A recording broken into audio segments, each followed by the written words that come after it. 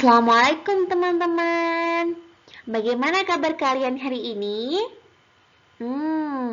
Ustazah kembali menyapa kalian nih pada pelajaran matematika. Apakah sudah siap untuk belajar hari ini? Oh iya, bagi yang belum sarapan, sarapan dulu Gih, biar belajar matematikanya bisa lancar dan bisa mengerjakan soal-soal dari ustazah nantinya. Seperti biasa teman-teman, ustazah pengen ngingetin lagi nih tentang adab sebelum belajar. Kita terapkan adab sebelum belajar ya. Yang pertama nih ya teman-teman. Selanjutnya mencatat ilmu, menyimak guru, dan bersuci atau berwudu. Dan tak lupa yaitu berdoa. Doa sebelum belajar. Allahumma salli ala Muhammad wa ala ali Muhammad. Raditu billahi rabba wa bil islami dina wa bi Muhammadin sallallahu alaihi wasallam nabiyya.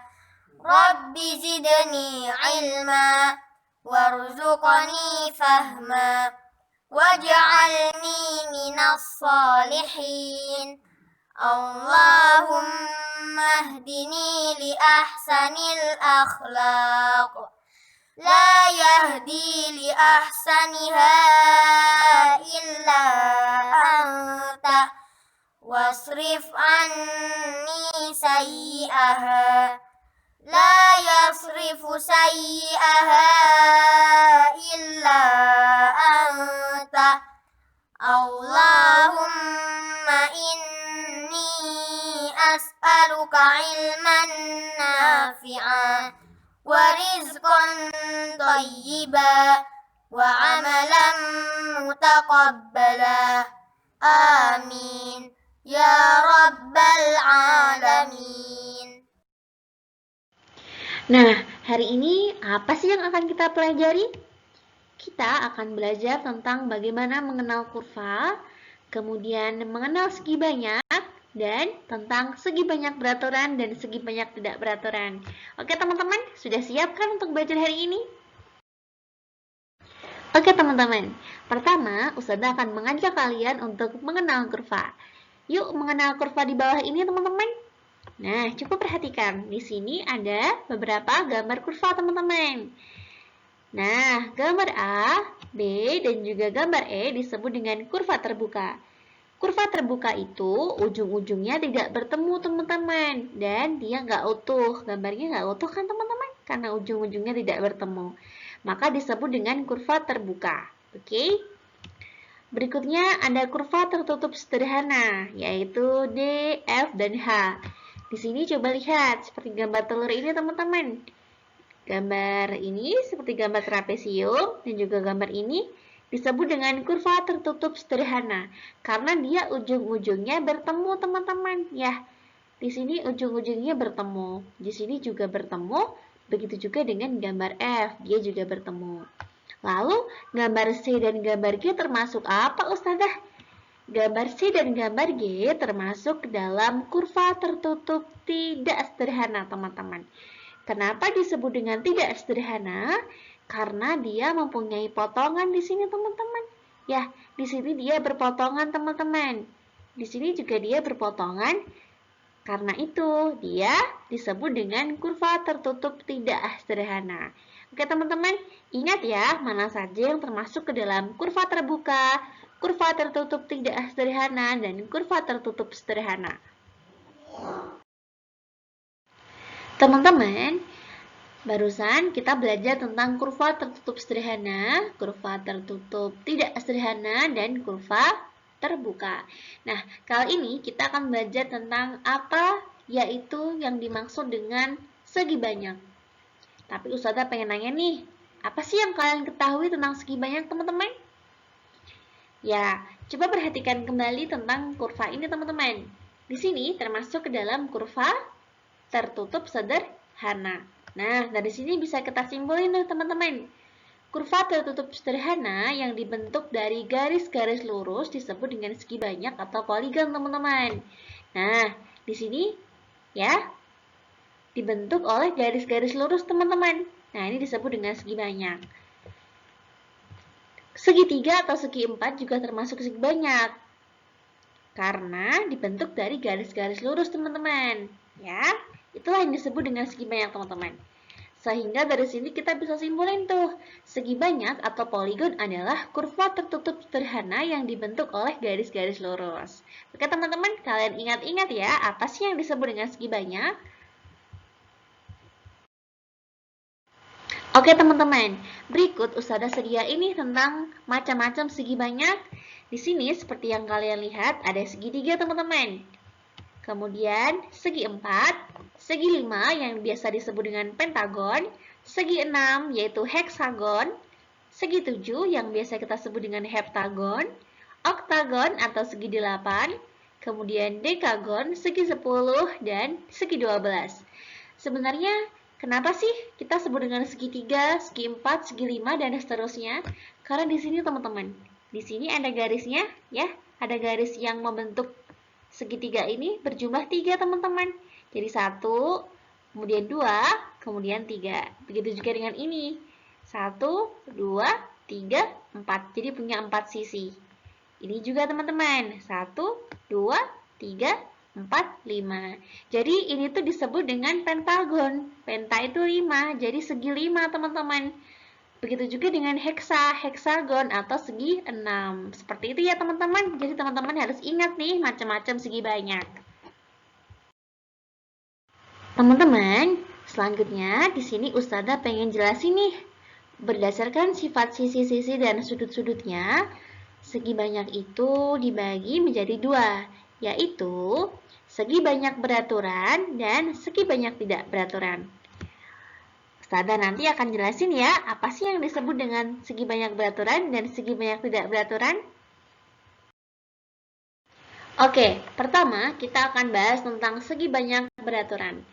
Segi banyak beraturan adalah segi banyak yang sisi-sisinya sama panjang serta sudut-sudutnya sama besar.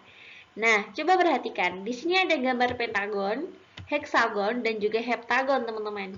Segi 5, pentagon, segi 6 heksagon, dan segi 7 yaitu heptagon. Nah, di sini kan kalian bisa lihat nih, sisi-sisinya sama panjang bukan? Sisi-sisinya sama panjang. Begitu pula sudut-sudutnya teman-teman. Sudut-sudutnya itu sama besar. Ya, ini ada heksagon, kalian bisa lihat bahwa sisi-sisinya itu sama panjang dan sudut-sudutnya sama besar. Dari situlah kenapa dia disebut dengan segi banyak beraturan. Seperti itu. Oke, yang kedua yaitu segi banyak tidak beraturan. Segi banyak tidak beraturan adalah segi banyak yang sisi-sisinya tidak sama panjang serta sudut-sudutnya tidak sama besar. Ya, teman-teman ingat nih, ada tidak sama besar. Di sini ada pentagon, heksagon, dan juga heptagon. Sama loh, heptagon, heksagon, dan pentagon seperti tadi.